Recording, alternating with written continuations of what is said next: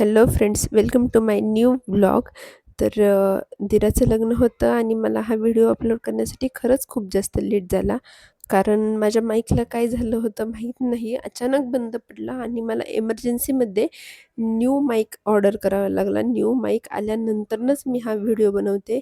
आणि तुम्ही बघा, आता आम्ही सगळे लग्नात आहोत आणि लग्नाची कशी तयारी चालू आहे इथं.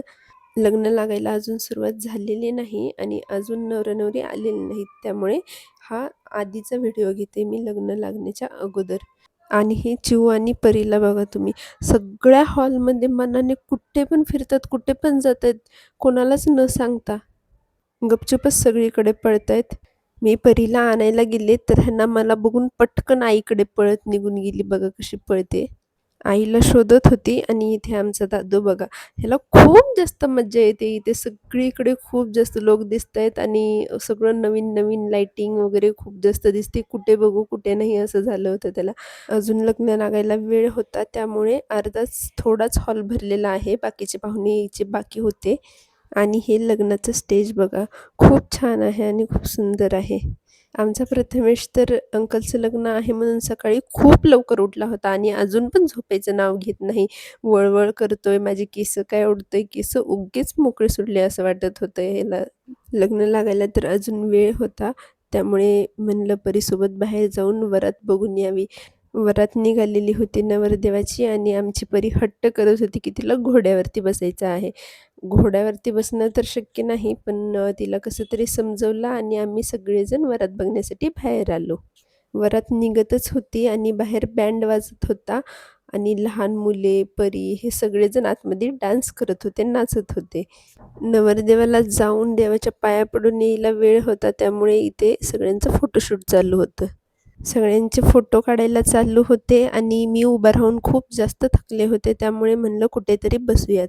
आणि हे लग्नाच्या बाहेरचं बघा, इथे कसे असे फोटो लावलेले आहेत नवरा आणि नवरीचे. काय करायचंय?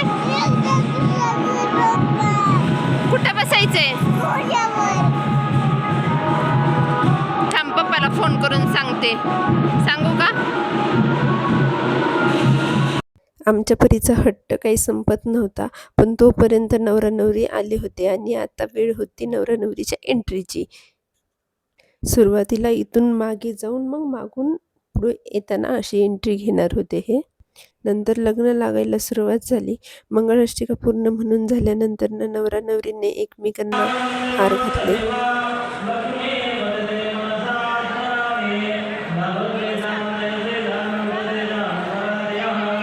परीचं घोड्यावर बसणं काही विसरलेलं नव्हतं. म्हणलं घोड्यावर नाही तर कमीत कमी हत्तीवर तरी बसूयात. आणि बघा ती एवढ्यातच खुश झाली. नंतर ना आम्ही जावाजावांनी सगळ्यांनी मिळून अशी काहीशी रील बनवली. रील बनवणं खूप अवघड वाटत होतं. सगळ्यांना जमत नव्हतं. 10 वेळा प्रॅक्टिस करून मग नंतरनं शेवटी सगळ्यांना बरोबर आलं.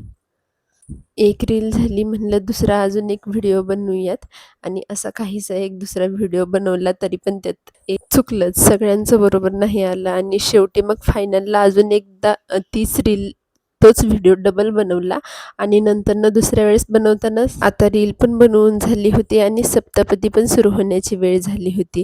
सप्तपदीच्या फेऱ्या चालूच होत्या आणि मी मात्र खालीच बसले होते. सगळेजण वर गेले होते सप्तपदी बघण्यासाठी. नंतरनं नवरीला वाट लावण्यासाठी सगळेजण बाहेर आले होते. नवरी गेली की आम्ही पण घरी निघालो. आजच्यासाठी एवढंच बास. व्हिडिओला लाईक करायला विसरू नका.